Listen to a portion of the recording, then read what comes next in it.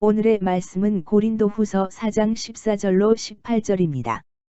주 예수를 다시 살리신 이가 예수와 함께 우리도 다시 살리사 너희와 함께 그 앞에 서게 하실 줄을 아노라. 이는 모든 것이 너희를 위함이니 많은 사람의 감사로 말미암아 은혜가 더하여 넘쳐서 하나님께 영광을 돌리게 하려 함이라. 그러므로 우리가 낙심하지 아니하노니 우리의 겉사람은 낡아지나 우리의 속사람은 날로 새로워지도다. 우리가 잠시 받는 환난에 경한 것이 지극히 크고 영원한 영광에 중한 것을 우리에게 이루게 함이니 우리가 주목하는 것은 보이는 것이 아니요 보이지 않는 것이니 보이는 것은 잠깐이요 보이지 않는 것은 영원함이라. 오늘은 종료 주일입니다. 예수님께서 3년간 공생애를 마치고 십자가를 지시기 위해서 예루살렘에 들어가신 날, 우리 바로 오늘입니다. 예수님께서 겸손을 상징하는 나귀를 타고 예루살렘 성에 들어가셨습니다. 6월절 명절을 지키기 위해서 예루살렘에 모여 있는 많은 군중들은 종려나무 가지를 들고 흔들면서 호산나 다윗의 자손이여 찬송하리로다 주의 이름으로 오시는 이여 가장 높은 곳에서 호산나 이렇게 찬양했습니다. 이런 찬양을 하면서 예수님을 환영했고 종려나무 가지를 꺾어서 호산나를 불렀다. 그래서 오늘 주일을 종려주일이다 이렇게 우리는 지키고 있습니다. 성경을 보면 군중들의 찬양과 함성이 얼마나 컸든지 온 성이 소동하였다. 원어를 보면은 지진이 난 것과 같았다. 얼마나 소리가 컸는지. 실제로 이제 유대 역사학자인 요세푸스에 의하면 6월절이면 예루살렘에서 200만 내지 300만 명의 사람들이 모였다고 합니다. 그러니까 약 한 200만 명이 넘는 사람들이 호산나 다윗의 자손이여 찬송하리로다 그렇게 찬양했으니까 예루살렘 성이 무너질 것 같은 그런 크게 울렸을 것이다 이렇게 얘기를 하는 거죠. 그런데 예수님의 반응이 참 특이하죠. 예수님께서는 이 환호하는 군중들을 향하여 환호하며 화답하지 않습니다. 그냥 나귀를 타고 묵묵하게 예수님은 걸어가셨습니다. 왜 그랬을까요? 예수님이 오시는 이 종려 주일, 이 길은 지금부터 영광의 길이 아니라 십자가의 길, 죽음의 길이었기 때문에 그렇습니다. 예수님은 이 길을 미리 아셨기 때문에 이 길을 묵묵하게 걸어가고 있었던 것입니다. 우리도 한 주간 예수 그리스도의 십자가를 한번 생각하면서 한번 지나며 고난주일을 하나님의 십자가만 생각하며 사는 한 주간 되기를 간절히 바랍니다. 그래서 오늘과 다음 주일 이 하나님의 주시는 이 부활의 소망에 대해서 말씀을 나누려고 합니다. 그래서 오늘 말씀을 나눌 하나님의 말씀은 우리가 가져야 할 영원한 가치, 우리가 가져야 할 영원한 가치라는 하나님의 말씀입니다. 미국 보스턴 교회 가면 고든 코넬 신학대학원 또 코넬 대학이라고 하는 게 있습니다. 이 대학은 러셀 코넬이라고 하는 사람이 세운 대학인데 시민전쟁 당시에 그들은 지휘관이었다고 합니다. 그런 전쟁에서 후퇴하다가 그만 지휘도를 버리고 왔습니다. 지휘도를 잃어버린 것을 수치스럽게 생각한 코넬 대령은 링이라고 하는 소년을 보내서 지휘도를 가져오라 그렇게 명령했습니다. 이 소년이 목숨을 걸고 칼을 가져오다가 그만 총에 맞았습니다. 그러나 링은 천막까지 그 총이 맞은 몸을 이끌고 칼을 가지고 와서 코넬 대령에게 바치고 마지막으로 눈을 거두었습니다. 그때 이 소년이 하는 말이 있었습니다. 대령님, 나는 죽음을 두려워하지 않습니다. 왜냐하면 부활하신 예수님께서 나와 같이 계시기 때문입니다. 그는 나의 친구이기 때문에 나는 죽음이 두렵지 않습니다. 라고 이 링이 얘기합니다. 이 죽음을 지켜본 무신론자이고 회의주의자였던 코넬은 감동을 받습니다. 그리고 소년의 시체 앞에서 무릎을 꿇고 오 주여, 이 어린아이 앞에서 나는 어떻게 하면 죽겠습니까? 주여, 이 어린아이가 찾은 하나님을 위해서 제가 몸을 평생을 바치겠습니다. 라고 결단합니다. 그래서 그는 신학을 공부했고 자신의 전 재산을 들어서 신학 대학원을 만들고 거기에 신학교 대학까지 만드는 그런 코넬 대학이라고 하는 대학을 만들고 수많은 지도자를 양성하는 사람이 되었다는 것입니다. 세상을 향해 달려가던 사람이 영원한 가치, 참된 예수 그리스도를 부활하신 하나님을 만날 때 하나님의 사람으로 되겠고 하나님의 사람으로 서니까 많은 열매를 맺게 되었다라고 하는 것이죠. 미국만 그런 게 아니라 한국에도 한 시골 소년이 있었어요. 열심히 공부해서 자기가 갖고 싶어하는 중고등학교에 입학하는 그날 아버지가 파산을 합니다. 아버지는 그날 이후로 행방불명이 됩니다. 13살의 나이로 아버지를 대신해서 가장에 대해서 6명의 동생, 어머니 그리고 할머니를 책임지게 되었습니다. 이 소년은 학교에까지 찾아오는 빚쟁이들 때문에서 수치하고 창피스러워서 고개를 들 수 없었습니다. 그래서 그는 중학교 1학년 때부터 가정교사로 일하기 시작했습니다. 그래서 입주 가정교사 생활을 하면서 또 다른 데 가서도 또 다른 애들을 가르치면서 그 돈을 가지고 가족을 먹여 살리기 시작했습니다. 그리고 힘들게 중고등학교 시절을 보내고 대학 입시를 쳤는데 실패하고 맙니다. 그런데 자기가 대학에서 실패하고 난 다음에 자기를 위로해 준 사람이 아무도 없었습니다. 그는 불교를 믿고 있었는데 불교도였는데 꿈을 잃어버린 그에게 이 불교는 아무런 도움을 주지 못했습니다. 부모님에 대한 원망으로 마음이 병이 되었고 마음의 병은 몸의 병이 되고 말았습니다. 그러던 중에 친구가 그 소년을 데리고 영어 성경 공부 모임에 나가게 됩니다. 이 영어 성경 공부를 하다가 이 소년이 예수님을 만나 그리고 십자가의 의미를 깨닫습니다. 그리고 국제 실업인회 회장이었던 왈도 예거 장로님의 간증을 듣게 됩니다. 그때 그분이 말씀을 이렇게 간증했습니다. 영원한 것을 위해 살라. 이 세상에 잠깐의 것을 위해 살지 말고 영원한 것을 위해 살라. 이 소년의 가슴 속에는 이 말이 계속 간직하고 있었습니다.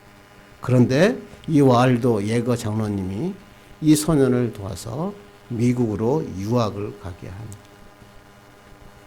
미국에 유학을 가서 대학 채플 시간이었는데 어떤 목사님이 와서 설교를 하는데 다시 영원한 것에 대한 설교를 하는 것입니다. 이 목사님이 이렇게 설교를 합니다. 세상의 모든 것은 지나가고 권력이나 건강도 잠시뿐이지만 세 가지는 영원하다. 첫째는 하나님. 하나님은 영원하다. 둘째는 하나님의 말씀은 영원하다. 그리고 셋째는 사람의 영혼은 영원하다. 그 설교를 듣는 순간 그때 자기가 청소년 때 들었던 그 이야기가 생각이 났습니다. 큰 울림이 되었습니다. 그렇다면 나는 영원하신 하나님을 위해서 영원한 하나님의 말씀을 가지고 영원한 인간의 영혼을 섬기는 일을 해야겠다라고 다짐합니다. 그래서 그는 신학교 공부를 하고 모든 꿈을 잃어버리고 세상을 어둡게만 보던 소년에게 하나님이 참으로 아름다운 꿈을 심어주었어요. 그 사람이 누구냐 그러면 여러분이 너무 잘 아는 지구촌 교회 이동원 목사님이었어요. 모든 것은 사라지는데 오직 하나님의 말씀 그리고 우리의 영혼은 영원하다. 참 대단한 말씀 아닙니까? 거꾸로 얘기하면 썩어질 것, 잠시 것을 위해서 살지 말고 영원한 것을 위해 살라라고 하시는 하나님의 말씀이죠. 그러나 세상 사람들은 이 영원한 가치, 그것은 아니라 물질, 명예, 그리고 권력, 이것을 위해서 살아갑니다. 저는 이것을 반대하지는 않습니다. 물질과 명예도 굉장히 중요합니다. 왜? 이 땅에서 사는데 정말 남에게 창피하지 않게 하고 남에게 손 벌리지 않고 그리고 좀 잘 먹고 좀 잘 살기 위해서는 필요한 것 아닙니까? 물질과 명예 필요합니다. 그런데 중요한 건 뭐냐면 생명이 떠나가면 소용이 없다는 거예요. 사람의 생명이 떠나가면 물질과 명예가 무슨 소용이 있냐는 거죠. 이 땅에서 얻게 될 부와 명성, 권력, 일시적인 가치, 세상적인 가치에 불과하다. 세월이 지나면 우리 손을 떠나게 돼 있다. 이렇게 우리가 알고 있지 않습니까? 그래서 참 지혜로운 사람은 어떤 사람입니까? 세상 사람들이 추구하는 막연한 가치, 세상적인 가치, 일시적인 가치를 따라가는 것이 아니라 영원히 사라지지 않는 영원한 가치를 따라가 살아야 되는 것입니다. 그래서 우리가 이 영원한 가치가 무엇인지 이걸 발견해야 이 삶에서 행복이 찾아오고 나중에 아름다운 열매를 맺을 수 있습니다. 특별히 우리는 예수 그리스도를 나의 구주로 영접한 하나님의 백성입니다. 그러니까 우리는 좀 추구하는 게 달라야 돼요. 세상 사람들이 추구하는 그런 가치가 아니라 세상 사람들은 모르지만 하나님을 나의 구주로 영접하는 순간 우리가 알게 되는 하나님께서 인정하시고 하나님께서 기뻐하시는 참된 가치가 무엇인지를 알고 따라가야 된다라고 하는 것입니다. 그렇다면 여러분은 우리가 따라가야 할 영원한 가치가 뭡니까? 어떻게 하면 이 영원한 가치를 따라 살 수 있습니까? 오늘 본문이 그런 말씀이죠. 오늘 본문은 우리에게 우리들이 정말 추구해야 될 영원한 가치가 무엇인가? 그리고 그 영원한 가치는 어떻게 찾을 수 있는가? 우리에게 말씀하고 있습니다. 한번 14절 읽겠습니다. 시작. 주 예수를 다시 살리시니가 예수와 함께 우리도 다시 살리사 너희와 함께 그 앞에 서게 하실 줄을 아노라. 사도 바울이 우리에게 우리가 바라봐야 할 가치, 소망에 대해서 우리에게 말하고 있죠. 소망이 뭐죠? 주 예수를 다시 살리신 이가 예수와 함께 우리도 다시 살리신다. 주 예수를 다시 살리신 부활의 그 놀라운 역사를 이루신 하나님께서 다시 우리도 부활하게 하신다. 그게 부활 소망이라고 그럴 수 있겠죠. 예수를 다시 살리시니까 예수와 함께 우리도 다시 살리십니다. 그래서 우리는 이 시간에는 죽을 수 있지만, 이 세상에서는 죽을 수 있지만 우리가 예수 그리스도와 함께 영화로운 몸으로 다시 부활하고 다시 삽니다. 그래서 세상 사람들은 죽음이 끝입니다. 인생의 끝입니다.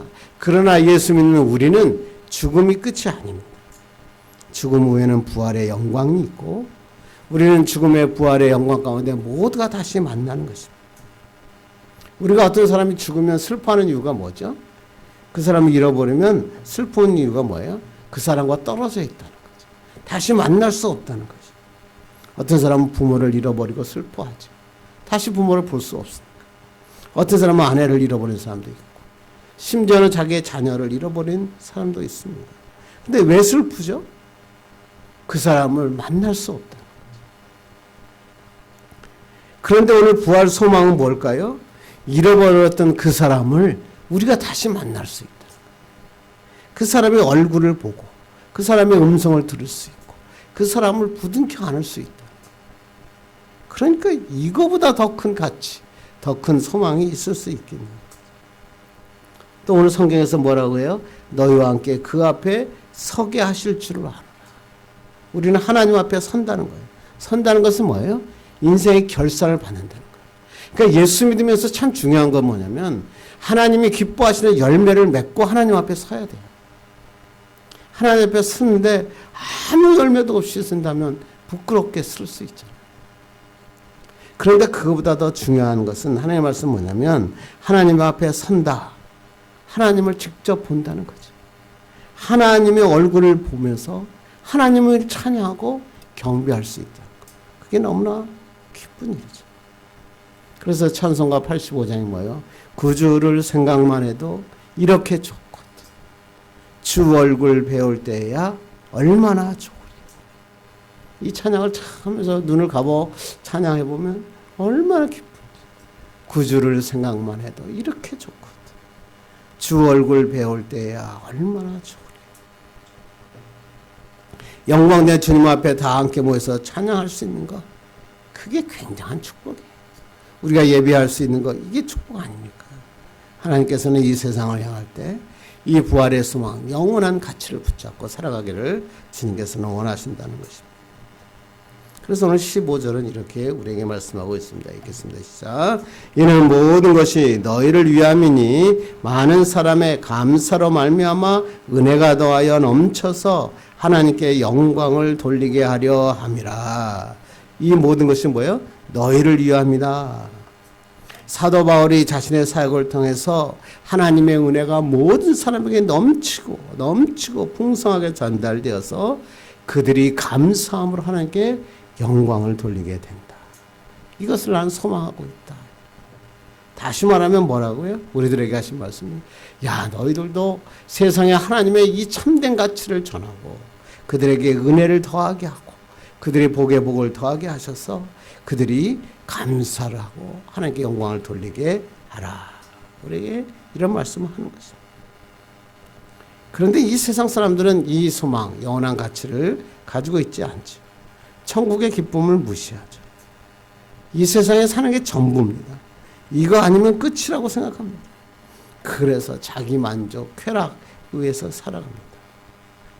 그러니까 이 시간을 살면서 어떻게 하면 잘 먹고 살고 어떻게 하면 더 높은 곳에서 살고 어떻게 하면 어떻게 남을 누르면서 살 수 있는가, 그렇게 생각합니다.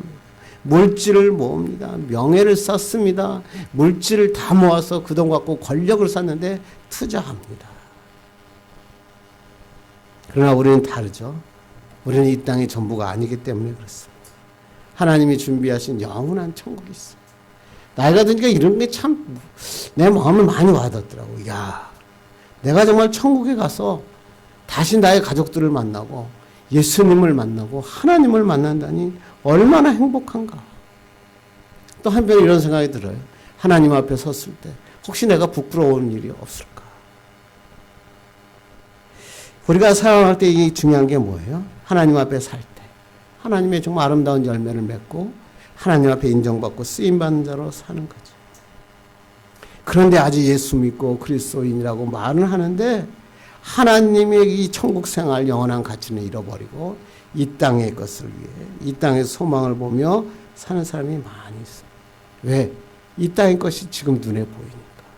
눈에 보이는 것을 향해 그들이 달려가는 것입니다. 그래서 항상 이런 얘기를 저번에도 제가 한번 했었죠. 모파상의 목걸이, 대문호 모파상의 단편 소설 중에 목걸이라는 소설이 있죠. 여러분 한 두세 번 들었을 것 같아요. 주인공인 마틸드는 아름답고 우아하고 이뻤지만 허영심과 사치심이 많은 그런 여자였습니다. 마틸드는 곱고 아름다운 외모를 타냈지만 집안에 지참금이 없었습니다. 그래서 돈 많은 남자와 결혼하지 못하고 교육부에서 일하는 하급 공무원과 결혼합니다. 그런데 어느 날 남편이 그 아내에게 당신에게 주고 싶어서 힘들게 구했다고 하면서 장관댁에서 열리는 파티 초대권을 줍니다. 마틸다는 그 초대권을 받고 이렇게 얘기합니다. 나는 장신구를 살 돈이 없어서 그 파티에 갈 수 없다는 것입니다. 그래서 남편은 친구를 찾아가서 친구에게 다이아몬드 목걸이를 빌립니다.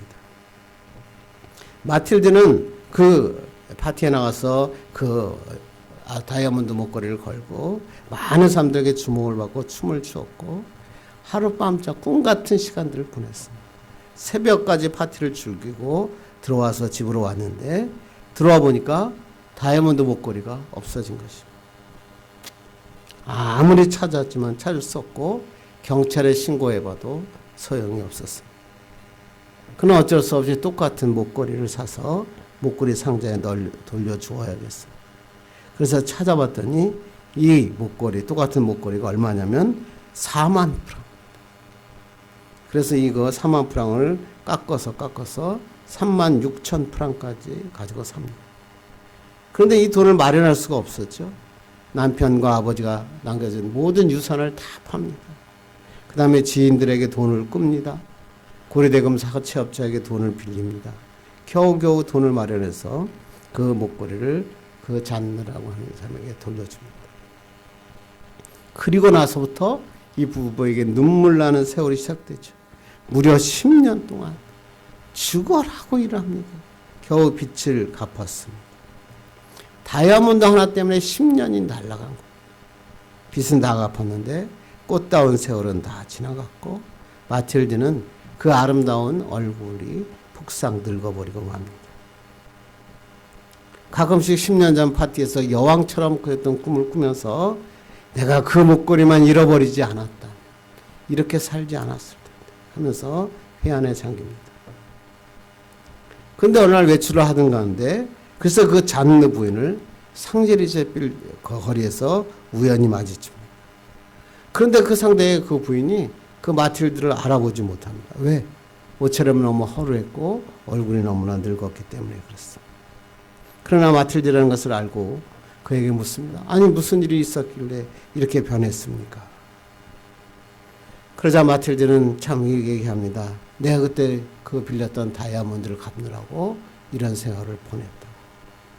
그랬더니 마틸드가 놀라운 얘기를 합니다. 아니 내 것 그 다이아몬드 때문에 다른 것을 샀단 말입니까? 그걸 몰랐습니까? 그것은 가짜 짝퉁이었습니다. 그가 돼야 500프랑밖에 나가지 않는 것입니다. 4만 프랑을 줬는데 나중에 보니까 500프랑밖에 안 됐던 짝퉁 목걸이였다는 것입니다. 이 소설이 굉장히 인기를 많이 끌었죠. 많은 것을 생각하게 하는 거죠. 세상 사람들이 이렇게 살아가는 거예요. 세상을 살아가면서 저것이 진짜일 거야. 그래서 세상의 권력, 세상의 명예, 그것을 위해서 온 힘을 다해서 삽니다. 자기의 시간도 버리고 노력도 버리고 혼신의 힘을 다해서 투자하고 삶을 투자하고 살아갔는데 나중에 보니까 늙어서 보니까 죽을 때가 되니까 다 가짜였더라. 다 짝퉁이었다라는 거예요. 얼마나 허무하겠어요. 오늘 마틸다와 같은 사람이 얼마나 많겠어요.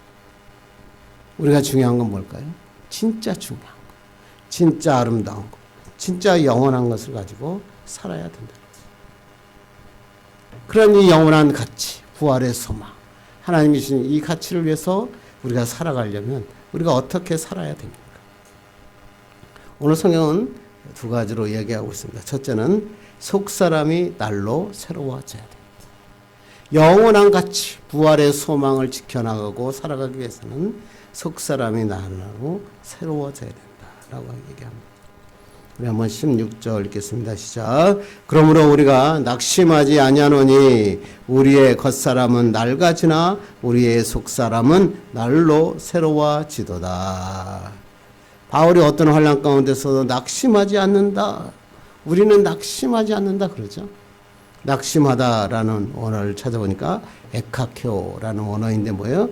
목표 달성에 필요한 동기를 잃어버린다. 그러니까 막 일을 하다가 그 일을 하는 동기를 탁 잃어버리는 거. 그것을 성경에서는 낙심하다. 그런데 바울은 낙심하지 않는다. 왜? 사역의 목표가 흔들리지 않는다.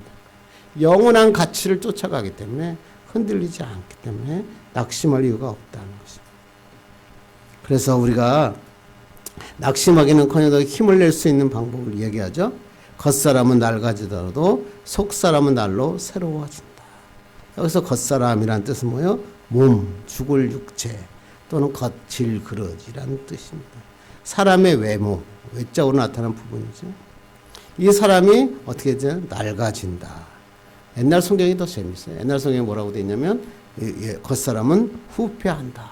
그래서 우리 단어가 참 몰랐던 단어인데 그래서 요새는 바꿔가지고 겉사람은 오늘도 낡아진다 이렇게 얘기하고 현대인의 성경을 찾아보니까 쇠약해진다. 우리의 육체는 쇠약해지고 만다. 그렇죠. 우리가 나이가 들면 점점 우리의 몸은 쇠약해지죠. 젊었을 때는 젊음이 영원한 것 같지만 나이가 들면서 점점 변하죠. 주름살도 늘어나고 몸은 쇠약해지고 그거 피할 수 없는 거죠. 그렇다고 가슴 아파할 이유가 없죠. 왜? 그런 걸 다 아니까. 우리 인생은 그렇게 사는 것이니까. 그런데 오늘 성경이 뭐라고 그래요? 속사람은 날로 새로워진다. 속사람이 뭐죠? 주의 영, 성령에 의해서 변화된 내적인 부분이죠. 그래서 이걸 정확하게 그냥 요약하면 예수를 만나 새롭게 된 우리의 속심령. 그러니까 뭐 일반적으로 속 사람이 날로 새로워지는 게 아니라 예수를 만난 우리의 속 마음이 날로 새로워진다. 이게 그리스도인의 모습이다. 성도, 예수 믿는 사람은 죽음을 향해서 달려가는 자가 아니라 영원한 생명과 영광을 위하여 날로 새롭게 나아가는 사람이다. 이렇게 얘기하는 것입니다. 왜 우리는 이렇게 날마다 우리의 속사람이 날마다 새로워지죠? 내 안에 부활하신 예수 그리스도가 계시기 때문에 그렇습니다. 우리 안에는 뭐야? 죽음 대신 생명이 있죠. 생명 대신 예수 그리스도가 내 안에 있으니까 매일매일 우리가 어렸을 때 어린아이들 태어나면서 무럭무럭 자라나는 것처럼 우리도 예수 그리스도의 생명으로 무럭무럭 새로워지는 것입니다. 그래서 우리가 갖고 와야 될 것은 속사람, 겉사람이 아니라 속사람이다 라고 얘기하는 것입니다. 그래서 베드로전서는 이것을 이렇게 얘기합니다. 베드로전서 3장 읽겠습니다. 시작. 너희의 단장은 머리를 꾸미고 금을 차고 아름다운 옷을 입는 외모로 하지 말고 오직 마음에 숨은 사람을 온유하고 안정한 심령에 썩지 아니할 것으로 하라. 이는 하나님 앞에 값진 것이니라. 외모로 단장하지 말고 속마음을 날마다 새롭게 하라. 하나님 앞에 값진 것이다. 하나님이 인정하는 것이다. 하나님이 인정하시는 대로 날마다 새로운 사람이 되라. 오늘도 우리에게 말씀하고 있다. 그런데 우리 이런 건 아는데 어떻게 하면 우리가 속사람이 날마다 새롭게 할 수 있습니까? 어떻게 하면 되겠죠? 우리가 속사람을 날마다 새롭게 하기 위해서는 무엇보다 첫째로 말씀을 잘 섭취해. 우리가 건강하려면 어떻게 돼요? 잘 먹어야 되잖아요. 좋은 양식, 그 조미료 많이 들어가지 않은 양식, 짜지 않은 양식, 이 좋은 양식을 잘 먹어야지 건강해지죠. 그러므로 우리가 예수 믿고 우리의 날마다 심령이 새로워지기 위해서는 진짜 하나님의 말씀, 이 말씀을 잘 날마다 상고하고 잘 섭취해야 됩니다.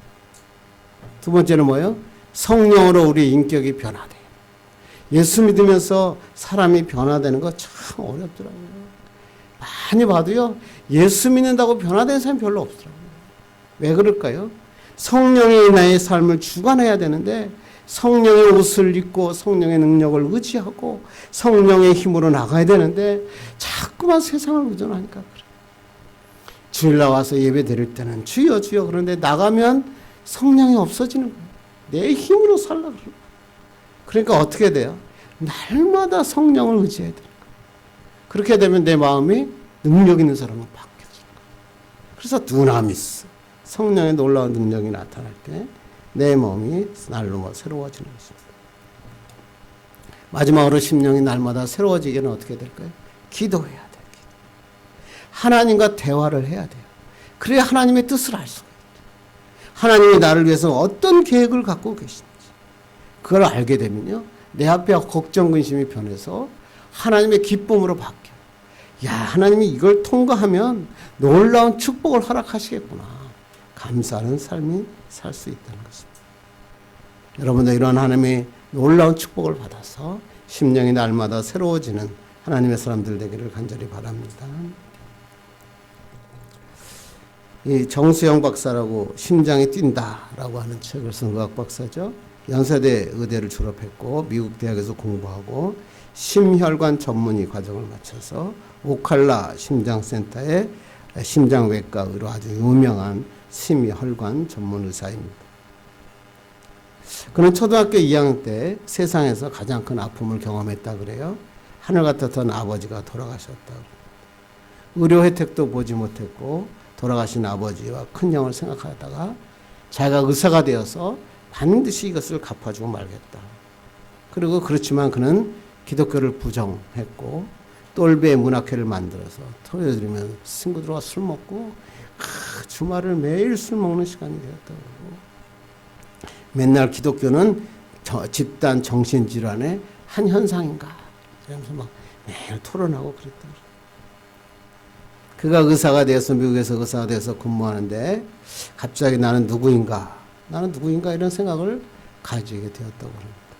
근데 그 아내는 옆집에 있는 사람의 도움을 받아서 교회를 가게 되었고 자기도 아내에 따라서 교회를 가는데 교회에 가서 차를 타고 교회 앞에까지만 가고 아내는 예배 드리고 가고 자기는 바깥에 있다가 예배가 끝나면 데리고 오는 그러한 일을 계속합니다. 어느 날은 또 이제 성경 공부 모임이 시간이 있는데 거기에 좀 꼭 좀 데려다 달라. 그리고 당신을 초대했습니다. 그런데 그 남자 이 의사는 난 도저히 갈 수 없습니다. 그래서 아내를 그 화요 성경 공부 모임 앞에 내려놓고 바깥에 있는 편의점에 가서 맥주하고 담배를 사가지고 그 앞에서 담배를 피우며 맥주를 마시고 있었습니다. 그래서 화요 성경 공부가 다 끝나고 사람들이 딱 나오는데 그 주인이 그 의사 정 박사를 본 겁니다. 그래서 아니 여기까지 왔는데 그냥 갈 수 있냐고. 우리 들어와서 차라도 한번 마시고 가주시라고. 그래서 들어가서 앉았는데 그 주인이 정 박사에게 이렇게 얘기합니다. 요한복음 5장 25절을 한번 같이 읽읍시다. 그래서 요한복음 5장 25절이 뭐였냐면 죽은 자들이 하나님의 아들의 음성을 들을 때가 오나니 곧 이때라. 듣는 자는 살아나리라. 그러면서 하는 말이 박사님, 이 음성을 듣고 예수님을 영접하면 주님과 함께 다시 살아날 것입니다. 그런데 놀라운 일이 생겨납니다. 다음 아침에 눈을 딱 떠봤더니 병원에 출근하려고 하는데 아파트의 문을 쫙 여는데 새로운 세계가 열리는 거죠. 너무나 아름다운 세계가 열립니다. 나무들이 춤을 추는 것 같았어요. 이제까지 내가 고민했던 고민의 문제가 어디로 가는지 고민의 문제가 해결되는 것입니다. 그런데 어젯밤 그 사람이 읽어줬던 성경 구절이 막 생각납니다. 죽은 자들이 하나님의 아들의 음성을 들을 때가 오나니 곧 이때라. 듣는 자는 살아나리라. 이 시간 그 눈물을 흘리면서 예수 그리스도를 영접합니다. 내 눈을 새롭게 뜨게 하시고 내 마음 깊은 것을 만지시는 분이 계셨구나. 너무나 기뻤습니다. 내 심장을 만지시는 그분 앞에 내가 모든 것을 드려야겠구나. 아버지의 사랑을 깨달았어요. 인생의 주인은 내가 아니고 내가 하나님의 사람이 되어야겠다. 그래서 성경을 날마다 읽으면서 의사생활을 하는데 의사생활을 할 때보다 놀라운 기적이 일어났어요.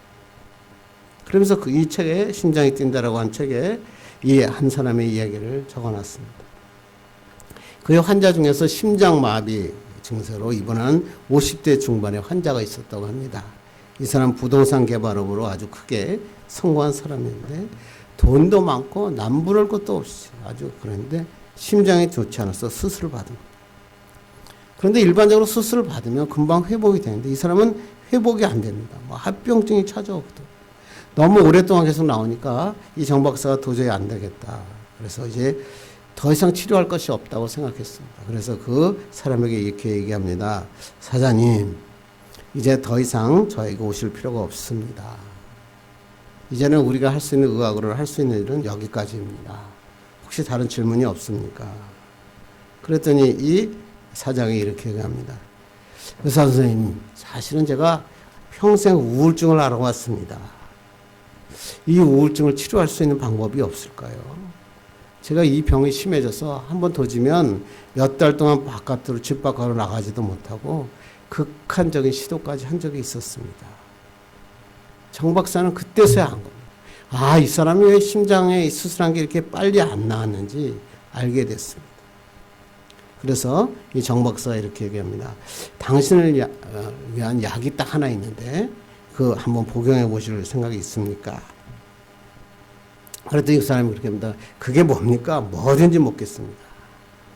그래서 우리가 많이 부흥사 선생님이 하시던 말씀이죠. 네. 신약과 구약입니다. 그래서 화요 성경 공부에 나오면 이 신약과 구약을 먹을 수 있습니다. 그런데 놀라운 일이 벌어진 거예요. 성경 공부에 와서 신약과 구약을 막 먹었는데 예수 그리스도를 만난 거예요. 수십 년 동안 평생을 알아왔던 우울증이 사라진 거예요. 심장병이 깨끗해진 거예요. 그래서 이 정 박사는 날마다 이런 일들을 간증하고 이런 거를 글로 쓰고 책으로 써서 많은 사람들에게 전파하는 것입니다. 하나님의 말씀, 우리의 심령을 새롭게 합니다. 하나님의 말씀은 능력이 있어요. 하나님의 말씀은 심령과 골수를 쪼개는 거예요. 그래서 우리가 예수 그리스도를 믿을 때 이 말씀을 통해서 우리가 성령께 모든 걸 맡기고 또 하나님께서 함께 하실 때 기도하실 때 이 속사람이 날로마다 새로워지고 영원한 가치를 향해 달려갈 수 있는 것입니다. 두 번째 하나님이 주시는 말씀은 뭐냐면 고난이 주는 유익을 알아야 됩니다. 우리가 영원한 가치를 위해서는 우리의 심령이 날마다 새로워질 뿐 아니라 고난이 주는 유익이 무엇인지를 알아야 돼요. 사람들이 이러죠. 고난을 피해가는 게 축복이다. 이렇게 얘기를 합니다. 그런데 영원한 가치, 부활의 소망을 가지고 사는 사람은 고난을 통해서 하나님이 축복하신다. 이거를 확실하게 깨달으면 기적의 역사가 일어납니다. 그게 오늘 17절입니다. 17절 읽겠습니다. 시작. 우리가 잠시 받는 환난에 경한 것이 지극히 크고 영원한 영광에 중한 것을 우리에게 이루게 함이니. 뭐예요? 잠시 받는 환난에 그 가벼운 환난이 무거운 것 같이 느껴지지만 아무것도 아니다. 이런 얘기죠. 잠시 받는 임시적인 것이다. 여러분 고난이 임시적이잖아요. 언제가 지나가잖아요. 그런데 이 환난을 통해서 하나님을 더 의지하게 만들고 하나님을 예비하게 만들고 하나님의 영원한 중요한 것, 놀라운 것을 우리에게 보여주신다. 축복의 통로다. 이런 얘기죠. 그래서 18절에 이렇게 얘기합니다. 읽겠습니다. 시작. 우리가 주목하는 것은 보이는 것이 아니요 보이지 않는 것이니 보이는 것은 잠깐이요 보이지 않는 것은 영원함이라. 육신의 눈에 보이는 것, 믿음의 눈으로 보면 잠깐이다. 아무것도 아니다. 여기서 오늘 주목하다. 우리가 주목하다는 말이요. 스코메오라는데 시선을 고정하다. 지속적으로 한 곳에 시선을 고정하다라는 뜻이 주목하다는 거예요. 예수 그리스도에는 주목해야 될 대상이 세상이 아니라는 거죠. 우리가 시선을 고정해야 될 것은 하나님이시다. 이걸 바라보면 축복의 역사가 일어나는 거죠. 그렇다고 이게 쉬운 말이 아니에요. 이걸 잘못 읽으면 좀 어려운데 환난이 힘들지 않거나 환난이 쉽다. 성경은 그렇게 써여 있지 않아요. 성경이 환난이 너희들이 받는 고난이 힘들지 않거나 쉬운 것이다라고 얘기하지 않아요. 환난은 분명히 어렵고 힘들다. 그러나 고난 뒤에는 놀라운 축복과 영광이 있다라고 이야기합니다. 그래서 나중에 받을 축복과 영광을 비교해 보면 너희가 지금 받는 고난은 가벼운 것이다 라고 얘기하는 것입니다. 그래서 그리스도인이 받는 고난은 고난으로 끝나는 게 아니에요. 고난이 통과되면 하나님의 계획과 하나님의 영광이 준비되어 있다는 것이죠. 그래서 우리가 하나님의 이해할 때 이 하나님의 놀라운 축복을 바라보는 거죠. 그래서 사도 바울은 이렇게 고백합니다. 읽겠습니다. 시작. 생각 가운데 현재의 고난은 장차 우리에게 나타날 영광과 비교할 수 없도다. 이 말씀 하나만 갖고도 은혜죠. 여러분 지금 어려움이 있잖아요. 저도 있어요. 어려움이 없겠어요. 어려움이 있는데 장차 나타날 하나님의 영광과 비교해 보면 아무것도 아니에요. 이게 바로 축복이죠. 고난을 통해서 우리가 깨달을 수 있는 게 뭐죠? 여러 가지가 있겠지만 우리가 첫째 생각해야 할 것은 뭐죠? 가장 먼저 우리의 믿음의 수준을 알 수 있어요. 잘 믿음 생활하다가 고난이 한번 탁 닥치면 그때 야, 내가 어떤 믿음을 갖고 있는지 알아요. 내가 예수 잘 믿는 줄 알았는데 고난이 딱 들어오니까 믿음을 떠나는 사람도 있더라니까. 두 번째는 고난이 오면은 영적인 눈이 떠져요. 이제까지 보지 못했던 하나님의 놀라운 계획하심을 바라보게 돼요. 그래서 욥이 뭐라고 고난 가운데 뭐라고 얘기합니까? 욥기 42장 읽겠습니다. 시작. 내가 주께 대하여 귀로 듣기만 하였사오나 이제는 눈으로 주를 배움나이다. 고난 가운데 욥은 누구야? 하나님을 보게 돼요. 영적인 눈이 열렸다는 거죠.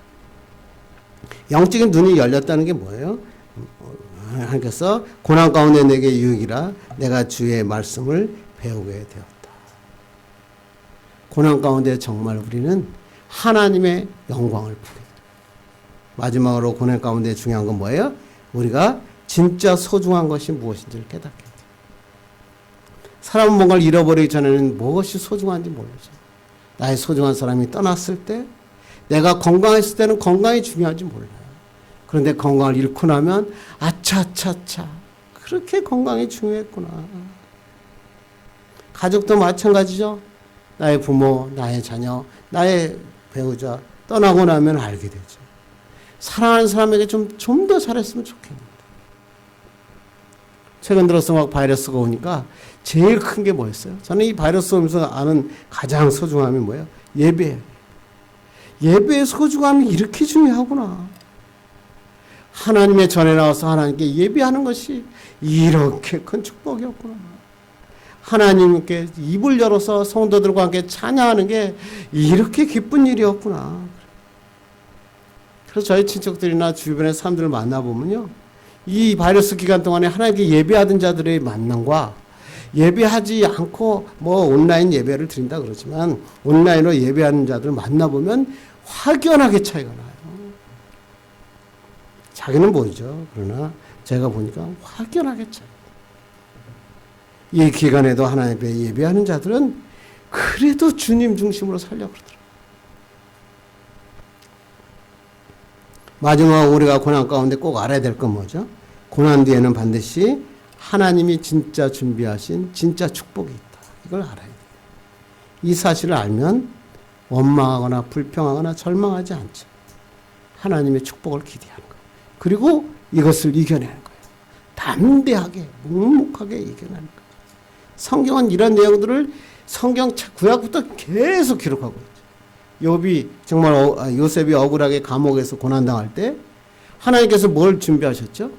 하나님은 그 나라들을 다 정세를 바꿔가면서 이 요셉이 나와서 애굽의 총리가 될 수 있도록 나라들을 바꿔놓으신 거예요. 놀라운 기적이죠. 계획하심이죠. 신약에 와서 나사로가 죽잖아요. 그랬더니 마르다와 마리아가 막 갑자기 고난 때문에 예수님을 원망하죠. 그런데 예수님은 이 나사로의 죽음을 통해서 뭘 보여주셨어요? 세상 사람들에게 부활의 영광을 보여주셨죠. 죽은 자를 살리시는 하나님의 놀라운 기적을 보여주셨어요. 유대인들이 이것을 보고 예수님 앞으로 돌아와요. 성경은 그게 중요한 거예요. 나사로가 살린 게 중요한 게 아니라 그걸 통해서 많은 유대인들이 예수를 믿게 되었더라. 마찬가지로 우리 지도 마찬가지예요. 우리의 삶 가운데 우리에게 고난이 올 때, 내 힘으로는 해결할 수 없을 때 우리는 뭘 생각해요? 하나님은 나를 위해서 큰 그림을 그리고 계십니다. 하나님은 놀라운 계획을 이루시고 있구나. 이 과정이 끝나면 이 놀라운 계획에 내가 참여할 수 있구나. 그래서 우리는 고난을 원망하거나 그것을 피해가는 것이 아니라 고난을 주시는 하나님을 믿고 의지하고 그것을 뚫고 나가는 것입니다. 그럴 때 놀라운 기적이 일어나는 것입니다. 저번에도 제가 한번 얘기했던 건데 따뜻한 하루라고 하는 책에 나오는 연극 중에서 단지 15분이라고 하는 연극이 있습니다. 생명이 단지 15분밖에 남지 않은 한 젊은이가 주인공입니다. 이 주인공은 어렸을 때부터 아주 총명했고 뛰어난 성적으로 박사과정을 수료했고 논문 심사에서도 극찬을 받았습니다. 이제 학위를 받을 날짜만 기다리면 되는 상황이었는데 그의 앞날이 갑자기 장밋빛 자체에서 갑자기 아주 험악한 길로 빠지고 맙니다. 가슴에 심한 통증을 가서 정밀 검사를 받았는데 청천벽력 같은 진단이 내려집니다. 시한부 인생. 그것도 그 사람에게 남겨진 시간은 단지 15분이라는 시간이었어요. 그는 망연자실했고 이 모든 상황을 받아들이지 못했습니다. 그러는 사이에 15분 중에서 5분이 지나갑니다. 이제 남아있는 시간은 10분밖에 없었습니다. 이때 그가 누워있는 병실에 한 통의 전보가 날라옵니다. 억만장자였던 당신의 삼촌이 방금 돌아가셨습니다. 그런데 그의 재산을 상속할 사람은 당신밖에 없으니까 빨리 상속 절차를 밟아 주십시오. 빨리 와서 억만장자였던 그 삼촌의 유산을 받으라는 것입니다.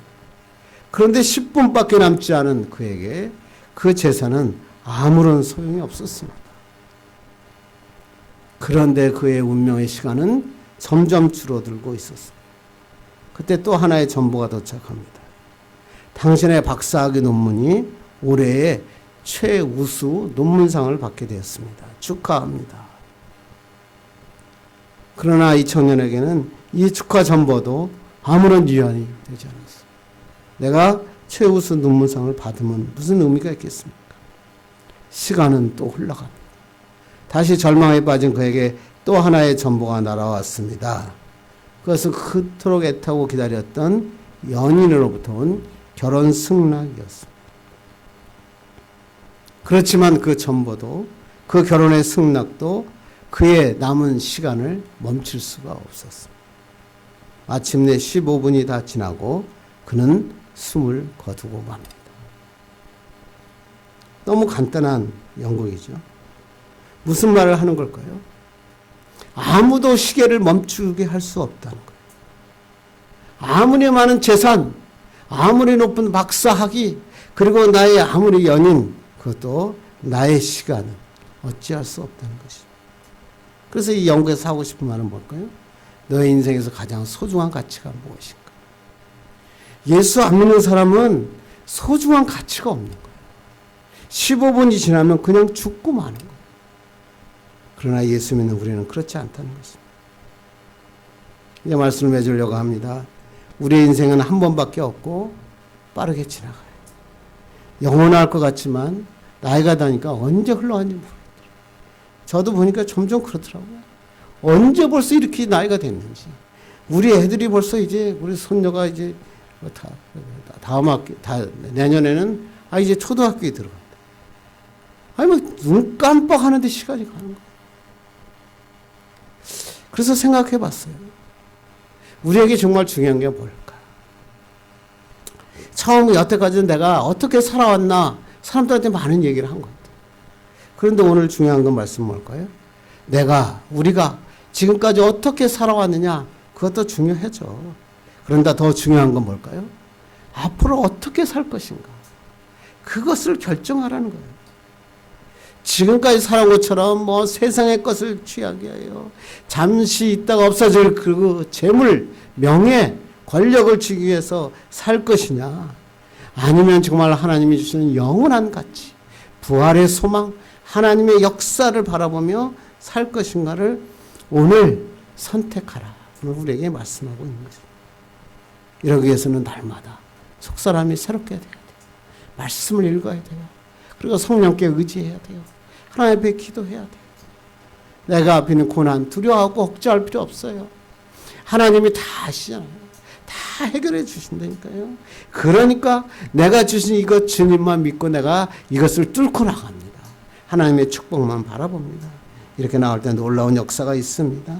하나님의 놀라운 계획을 주님 여러분 믿으시고 이 하나님의 계획을 향하여 힘차게 달려가는 축복의 사람 되기를 주님의 이름으로 축원합니다. 기도하겠습니다. 하나님 감사합니다.